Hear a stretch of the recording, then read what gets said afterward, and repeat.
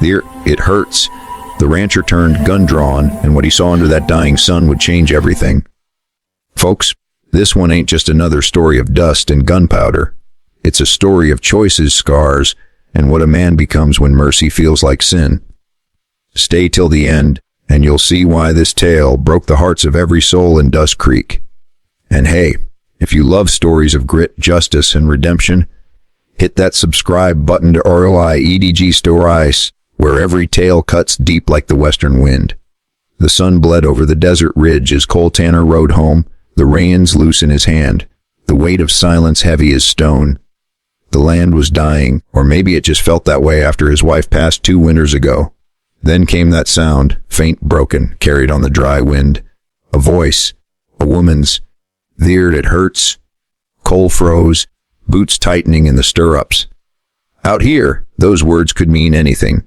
A trap, a ghost, or a soul begging for help. He followed the sound through sagebrush and shadow until he found her, a woman half buried in dust, wrists raw from rope burns, a wound oozing dark down her side. She looked up at him, fear and fury both flickering behind her eyes. "Don't touch me," she gasped, clutching at her ribs. But Cole had seen enough pain to know when someone was dying. "You're hurt," he muttered, kneeling. "Let me help." He tore a strip from his shirt and pressed it against the wound. She winced, teeth clenched. "Who did this?" he asked. Her answer came like thunder in a whisper. "Men from your town." Dust Creek. Cole's heart stilled. He knew that place too well. Its saloon, its sheriff, its secrets. He looked around. No tracks, no horses. Whoever left her here wanted her gone. "What's your name?" he asked. "Leela," she said. "And if you know what's good for you, you'll ride away." But he didn't. Cole Tanner never rode away from ghosts, even when they weren't his. He lifted her onto his horse and rode toward his cabin, the wind whispering warnings in his ear. By nightfall, the storm rolled in. Rain hammered the roof of Cole's cabin as he stitched Leela's wound by lamplight. She trembled, not just from pain, but from something deeper, fear. Between the thunderclaps, she spoke. "They thought I stole from them, gold, I think. But I didn't."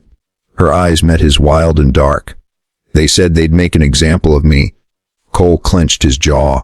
He'd seen what Dust Creek men did to examples. "Who?" he demanded. "Sheriff Dugan. His men." That name hit like a bullet. Dugan had once been Cole's partner, back before greed split them apart. The days passed.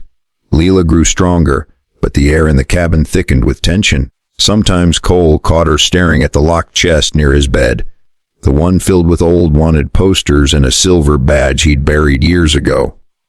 One night, as the fire burned low, she asked softly, "You used to wear one, didn't you?" Cole said nothing. She nodded. "That's why you helped me. You still believe there's good left in this world." But she was wrong. He didn't believe in good anymore, just debts. Then, one dawn, he found footprints near the barn. Boot tracks. Someone had been watching.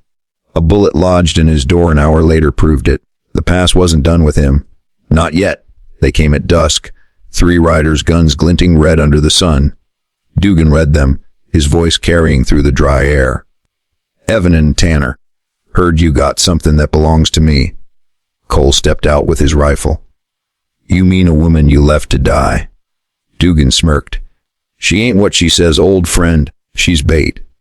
Then Leela stepped out behind Cole, her eyes wet but cold. "He's right," she whispered. "I was sent to find what you hid. The gold you and Dugan stole years ago." Cole's chest went hollow. "You lied," he said softly. She nodded. "I had no choice. But then you saved me, and I couldn't do it anymore." Gunfire split the silence. Dugan's men rushed forward. Cole moved like the wind. 1, 2, 3 shots, the last ending in smoke and blood, but Dugan's bullet found its mark too. Cole fell to his knees, breath ragged. Leela caught him as he dropped. "There, it hurts." He murmured the same words she'd said days ago. She pressed her hand against his wound, tears mixing with blood. "I'll fix it," she whispered. "You can't," he said weakly. "But you can live, right?" Cole Tanner smiled one last time, then did the unthinkable.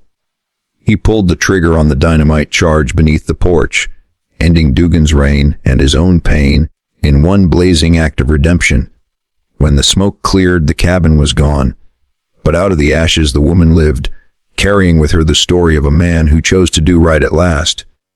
Years later, folks in Dust Creek still whispered about him, the rancher who saved a liar and died a legend. Leela rebuilt his ranch and carved his name into the gate. Cole Tanner, he chose mercy. And if you ride past that way at dusk, they say you can still hear her voice on the wind, soft, trembling, whispering the words that started it all. There, it hurts. Folks, if that story touched your heart, remember, mercy ain't weakness, and redemption rides with the brave. Subscribe now to Royal EDG Stories, where every tale burns with the fire of the Wild West and every ending makes you feel alive again.